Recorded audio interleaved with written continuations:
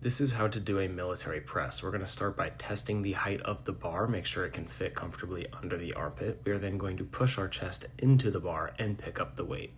With our eyes forward, we take one step back and press the weight overhead using our shoulders and triceps as the primary movers. You'll notice my elbows drive in front of my body before flaring out at the top to our lockout position. When done, we walk it straight back into the J-hooks and re-rack.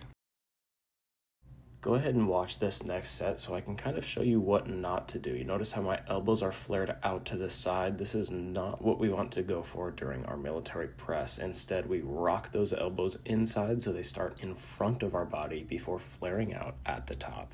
Let's go ahead and take it over to a side view. Notice how I press my body into the squat rack before picking up the weight and stepping back, and then press overhead with the elbows driving forward at the start of the movement. We'll also notice that there is no rocking forward or back. There's a slight chicken head at the top of the lockout, but nothing major.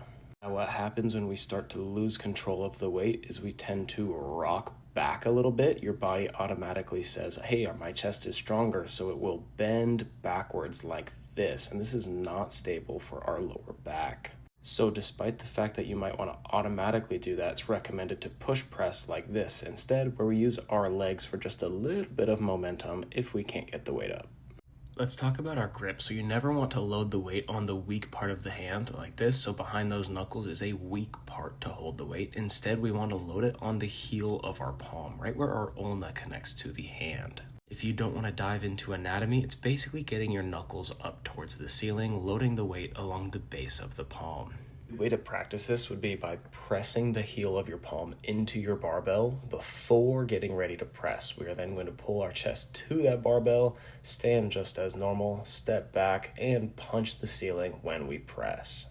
So now it's time to start talking about building tension. When you're standing here, you should have high tension throughout your entire body to avoid rocking side to side or major rocking forward and back. The best cue I can give would be to corkscrew your feet into the ground and then squeeze your glutes, quads, and core. You are then driving your knuckles to the ceiling as shown under heavy load here.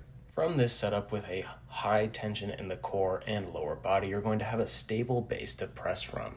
Feel free to use these tricks to improve your overhead press, and good luck, and as always, happy pressing.